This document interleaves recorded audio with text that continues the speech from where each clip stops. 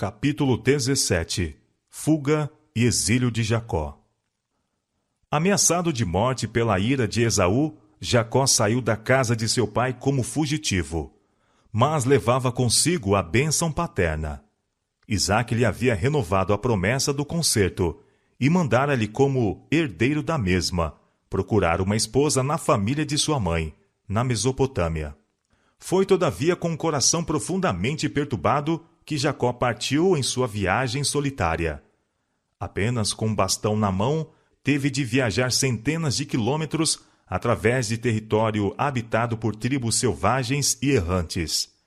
Em seu remorso e timidez, procurou evitar os homens, com receio de que a pista lhe fosse descoberta pelo irmão irado. Temia que houvesse perdido para sempre a bênção que fora o propósito de Deus proporcionar-lhe, e Satanás estava a postos a fim de oprimi-lo com tentações.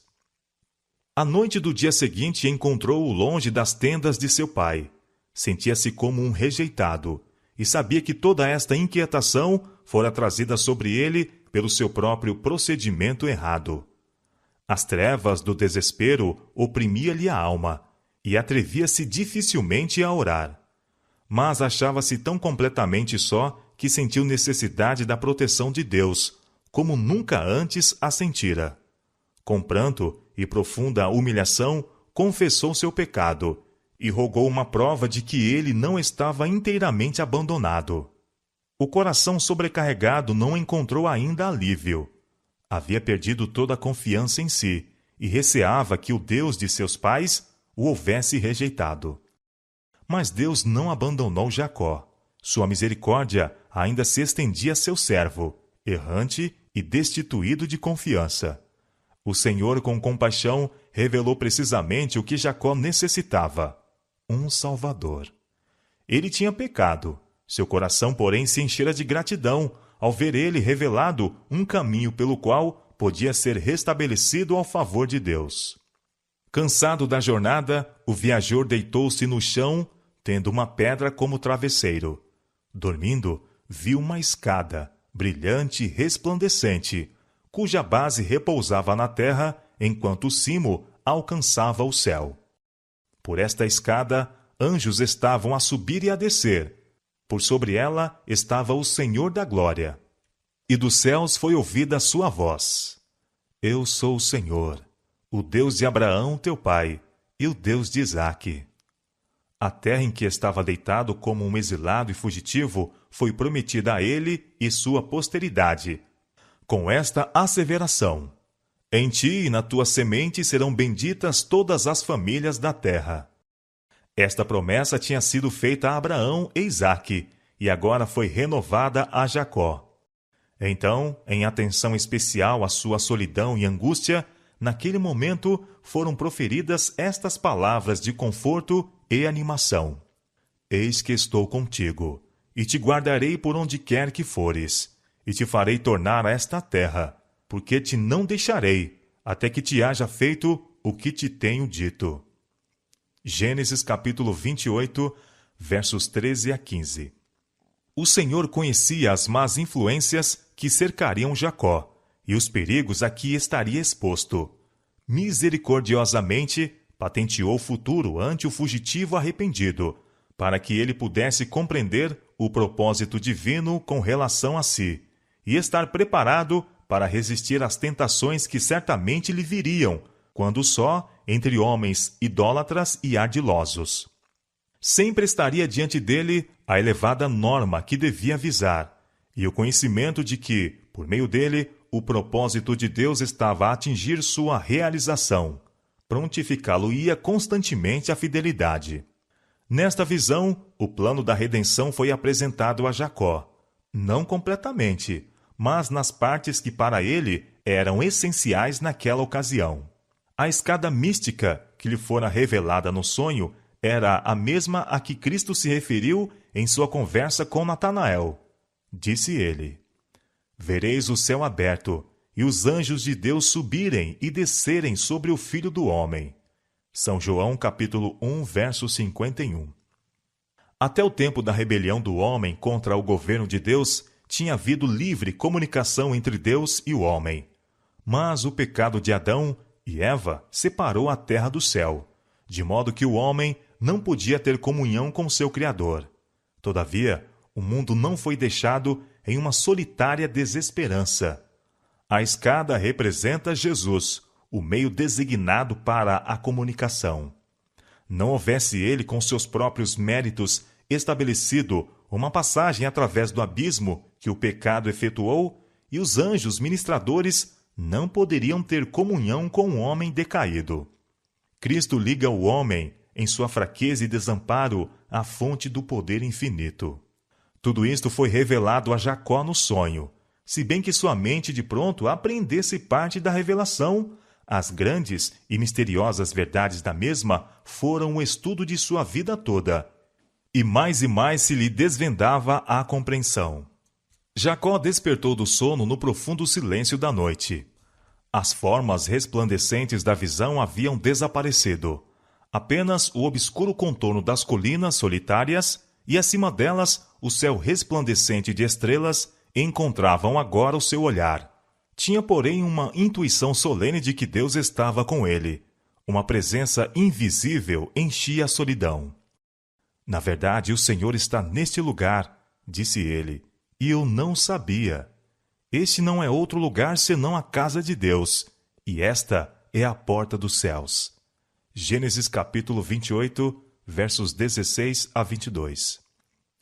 Então levantou-se Jacó pela manhã de madrugada, e tomou a pedra que tinha posto por sua cabeceira, e a pôs por coluna, e derramou azeite em cima dela. De acordo com o costume de comemorar acontecimentos importantes, Jacó erigiu um memorial da misericórdia de Deus, para que quando quer que passasse por aquele caminho, pudesse demorar-se naquele local sagrado para adorar ao Senhor. E chamou o lugar Betel, ou Casa de Deus. Com profunda gratidão, repetiu a promessa de que a presença de Deus seria com ele, e então fez este voto solene: Se Deus for comigo e me guardar nesta viagem que faço, e me der pão para comer e vestidos para vestir, e eu em paz tornar à casa de meu pai, o Senhor será o meu Deus, e esta pedra que tenho posto por coluna será a casa de Deus, e de tudo quanto me deres, certamente te darei o dízimo. Jacó não estava aqui a fazer um contrato com Deus. O Senhor já lhe havia prometido prosperidade, e este voto era o transbordar de um coração cheio de gratidão pela certeza do amor e misericórdia de Deus. Jacó entendia que Deus tinha direitos sobre ele, os quais ele devia reconhecer, e que os sinais especiais do favor divino a ele concedidos exigiam retribuição. Assim, toda a bênção que nos é concedida reclama uma resposta ao autor de todas as nossas mercês. O cristão deve muitas vezes rever sua vida passada e relembrar com gratidão os preciosos livramentos que Deus operou em favor dele, amparando-o na provação, abrindo caminho diante dele quando tudo parecia escuro e vedado, refrigerando-o quando pronto a desfalecer. Deve reconhecê-los todos como provas do cuidado vigilante dos anjos celestiais. Em vista destas bênçãos inumeráveis, deve muitas vezes perguntar, com coração submisso e grato: que darei eu ao Senhor por todos os benefícios que me tem feito? Salmo 116, verso 12. Nosso tempo, nossos talentos, nossa propriedade devem ser, de maneira santa, dedicados àquele que nos confiou estas bênçãos.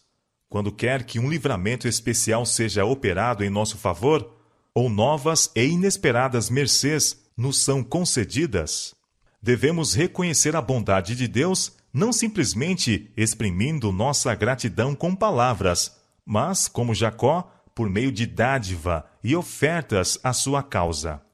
Assim como estamos continuamente a receber as bênçãos de Deus, assim devemos estar continuamente a dar. De tudo quanto me deres, disse Jacó, certamente te darei o dízimo. Gênesis capítulo 28, verso 22. Deveremos nós, que gozamos a plena luz e os privilégios do Evangelho, estar contentes com dar menos a Deus do que foi dado por aqueles que viveram na dispensação anterior, menos favorecida? Ao contrário, sendo que as bênçãos que gozamos são maiores, não se acham nossas obrigações aumentadas de modo correspondente? Mas quão pequena é a apreciação! Quão vão é o esforço de medir pelas regras matemáticas o tempo, o dinheiro e o amor em confronto com um amor tão incomensurável e um dom de tal valor inconcebível. Dízimos para Cristo, parco bocado, vergonhosa recompensa por aquilo que custou tanto. Da cruz do Calvário, Cristo pede uma consagração sem reservas. Tudo que temos, tudo que somos, deve ser dedicado a Deus. Com uma fé nova e permanente nas promessas divinas e certos da presença e guarda dos anjos celestiais, Jacó prosseguiu em sua jornada para a terra dos filhos do Oriente. Gênesis capítulo 29, verso 1. Mas quão diferente foi sua chegada da do mensageiro de Abraão quase 100 anos antes. O servo chegara com um séquito de ajudantes, viajando em camelos e com ricos presentes de ouro e prata. Jacó era um viajor solitário, tendo magoados os pés, sem nada possuir, a não ser o seu bastão. Como servo de Abraão, Jacó se deteve ao lado de um poço, e foi aqui que ele se encontrou com Raquel, a filha mais moça de Labão. Agora foi Jacó que prestou serviço, volvendo a pedra do poço e dando a beber aos seus rebanhos.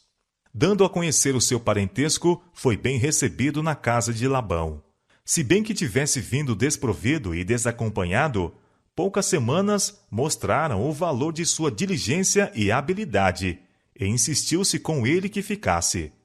Foi combinado que devia prestar 7 anos de serviço a Labão pela mão de Raquel.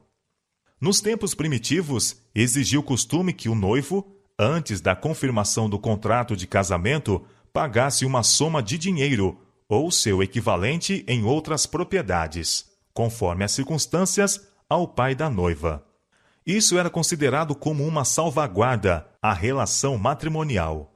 Os pais não julgavam de bom aviso confiar a felicidade de suas filhas a homens que não haviam feito as devidas provisões para a manutenção de uma família. Se não possuíam tino econômico suficiente e energia para dirigir negócios e adquirir gado ou terras, receava-se que sua vida se mostrasse inútil.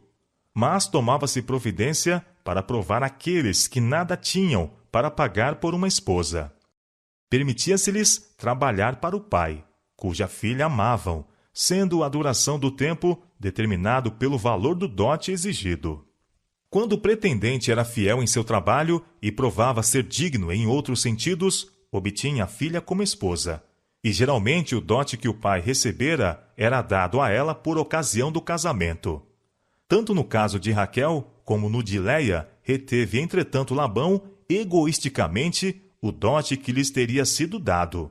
Referiram-se a isto quando disseram, precisamente antes da mudança de Mesopotâmia: vendeu-nos e comeu todo o nosso dinheiro. Gênesis capítulo 31, verso 15. O antigo costume, se bem que algumas vezes do mesmo se abusasse, assim como fizera Labão, produzia bons resultados. Quando se exigia do pretendente prestar serviços, a fim de obter a sua noiva, evitava-se um casamento precipitado e havia oportunidade de provar-se a profundidade de seu afeto, bem como sua habilidade para prover as necessidades de uma família.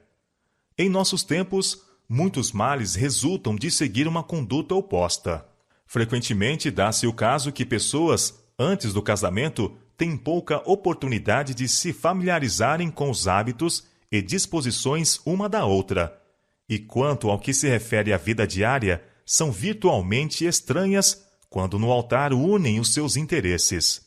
Muitos acham demasiado tarde que não se adaptam um ao outro, e a desgraça por toda a vida é o resultado de sua união.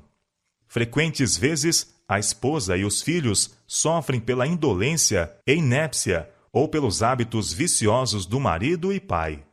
Se o caráter do pretendente houvesse sido provado antes do casamento, conforme o antigo costume, poder-se-ia ter evitado grande infelicidade. 7 anos de serviço fiel Jacó prestou em atenção a Raquel, e os anos que ele serviu foram aos seus olhos como poucos dias, pelo muito que a amava. Gênesis 29, verso 20. Mas o egoísta e ganancioso Labão, desejando reter um auxílio tão valioso, praticou um cruel engano, substituindo Raquel por Léia. O fato de que a própria Léia fez parte da trapaça fez Jacó pressentir que a não poderia amar. Sua censura, feita com indignação a Labão, foi defrontada com o oferecimento de Raquel por outros 7 anos de trabalho. Insistia, porém, o pai que Léia não fosse despedida, visto que isto acarretaria ignominia à família. Jacó foi posto assim em uma posição muito dolorosa e probante. Decidiu-se finalmente a conservar Léia e desposar Raquel.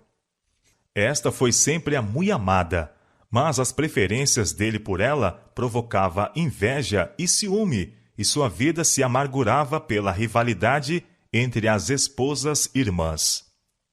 Durante 20 anos, Jacó permaneceu na Mesopotâmia, trabalhando ao serviço de Labão, que, desatendendo os laços de parentesco, aplicava-se a obter para si todos os benefícios da ligação que entre eles havia. 14 anos de labuta ele exigira por suas 2 filhas. E durante o tempo restante, o salário de Jacó foi 10 vezes mudado. Era, contudo, diligente e fiel o serviço de Jacó.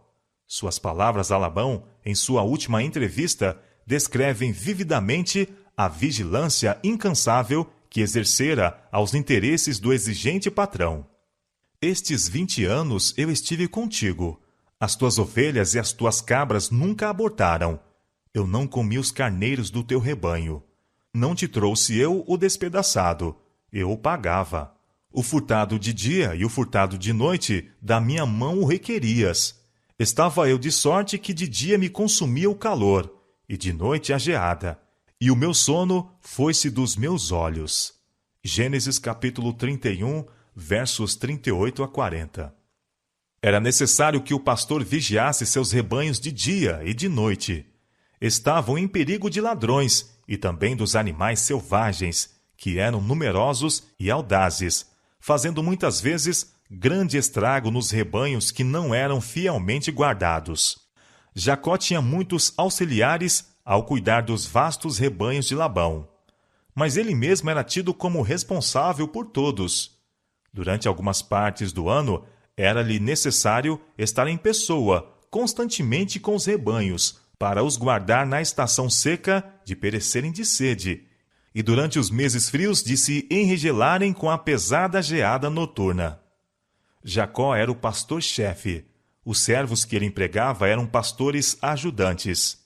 Se alguma das ovelhas faltavam, o pastor-chefe sofria o prejuízo, e ele chamava os servos, a quem confiar o cuidado do rebanho, a prestar conta estrita, se o mesmo não era encontrado em condições prósperas. A vida de diligência e cuidados do pastor e sua terna compaixão pelas desajudadas criaturas confiadas à sua guarda têm sido empregadas pelos escritores inspirados para ilustrar algumas das verdades mais preciosas do Evangelho. Cristo, em sua relação para com seu povo, é comparado a um pastor. Depois da queda, viu suas ovelhas condenadas a perecerem nos caminhos tenebrosos do pecado.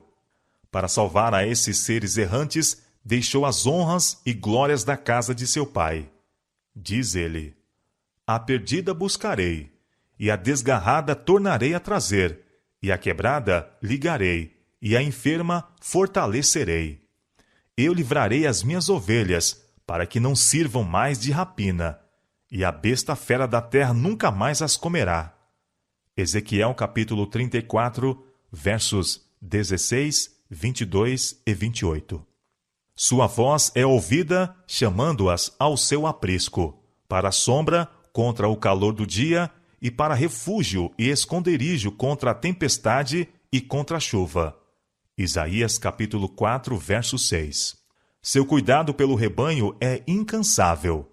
Fortalece as fracas, alivia as que sofrem, ajunta os cordeiros em seus braços e leva-os em seu seio. Suas ovelhas o amam.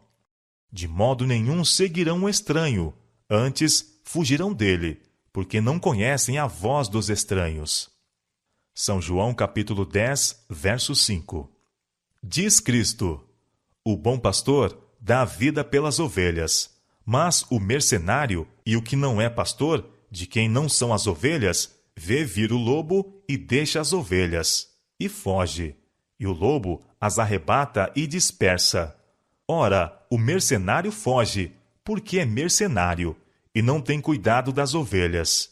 Eu sou bom pastor, e conheço as minhas ovelhas, e das minhas sou conhecido. São João capítulo 10, versos 11 a 14. Cristo, o pastor-chefe, confiou o cuidado de seu rebanho a seus ministros, como pastores ajudantes, e ordena-lhes que tenham o mesmo interesse que ele manifestou, e sintam a responsabilidade sagrada do encargo que lhes cometeu. Mandou-lhes solenemente que sejam fiéis, que alimentem o rebanho, que fortaleçam as fracas, que reanimem as desfalecidas e as defendam dos lobos devoradores. Para salvar suas ovelhas, Cristo depôs a própria vida, e ele indica a seus pastores o amor assim manifestado, como exemplo para eles. Mas o mercenário, de quem não são as ovelhas, não tem interesse verdadeiro no rebanho, trabalha meramente por amor ao ganho e apenas cuida de si. Preocupa-se com seu próprio proveito, em vez do interesse de seu cargo, e em tempo de risco ou perigo fugirá e deixará o rebanho. O apóstolo Pedro admoesta os pastores auxiliares: apacentai o rebanho de Deus, que está entre vós, tendo cuidado dele, não por força, mas voluntariamente, nem por torpe ganância, mas de ânimo pronto, nem como tendo domínio sobre a herança de Deus, mas servindo de exemplo ao rebanho. Primeira carta de São Pedro, capítulo 5, versos 2 e 3. Paulo diz: olhai por vós e por todo o rebanho sobre que o Espírito Santo vos constituiu bispo, para apacentardes a igreja de Deus, que ele resgatou com seu próprio sangue. Porque eu sei isto, que depois da minha partida entrarão no meio de vós lobos cruéis, que não perdoarão ao rebanho. Atos capítulo 20, versos 28 e 29. Todos os que consideram como uma tarefa desagradável os cuidados e encargos que caem por sorte ao fiel pastor são reprovados pelo apóstolo. Não por força, mas voluntariamente, nem por torpe ganância, mas de ânimo pronto. A todos os servos assim infiéis, o pastor-chefe, de boa vontade, dispensará. A igreja de Cristo foi comprada com seu sangue, e cada pastor deve compenetrar-se de que as ovelhas, sob seu cuidado, custaram um sacrifício infinito. Deve considerar a cada uma delas como tendo um valor inapreciável, e ser incansável em seus esforços por conservá-las em estado salutar e próspero. O pastor que estiver embebido do Espírito de Cristo imitará seu exemplo abnegado, trabalhando constantemente pelo bem-estar de seu rebanho, e este prosperará sob seu cuidado. Todos serão chamados a prestar contas estritas de seu ministério. O mestre exigirá de cada pastor: onde está o rebanho que se te deu e as ovelhas de tua glória? Jeremias capítulo 13, verso 20. Aquele que for encontrado fiel receberá um rico galardão. Quando aparecer o sumo pastor, diz o apóstolo, alcançareis a incorruptível coroa de glória.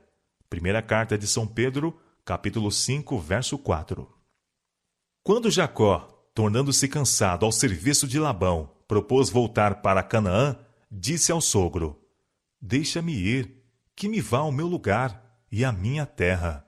Dá-me as minhas mulheres e os meus filhos, pela quais te tenho servido, e ir-me-ei, pois tu sabes o meu serviço que te tenho feito. Mas Labão instou com ele para que ficasse, declarando: tenho experimentado que o Senhor me abençoou por amor de ti. Gênesis capítulo 30, versos 25 a 27. Ele viu que sua propriedade estava aumentando, sob o cuidado do genro. Disse Jacó: o pouco que tinha antes de mim é aumentado até uma multidão. Gênesis capítulo 30, verso 30. Mas, passando-se o tempo, Labão ficou invejoso da prosperidade maior de Jacó, que cresceu em grande maneira e teve muitos rebanhos e servas, e servos, e camelos e jumentos. Gênesis capítulo 30, verso 43. Os filhos de Labão partilhavam da inveja do pai, e suas palavras maliciosas vieram aos ouvidos de Jacó. Ele tem tomado tudo o que era de nosso pai, e do que era de nosso pai fez ele toda esta glória. Viu também Jacó o rosto de Labão, e eis que não era para com ele como dantes.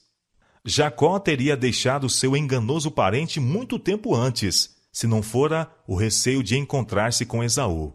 Agora, via ele que estava em perigo por parte dos filhos de Labão, os quais, olhando para sua riqueza como se fora deles, poderiam procurar apossar-se dela pela violência.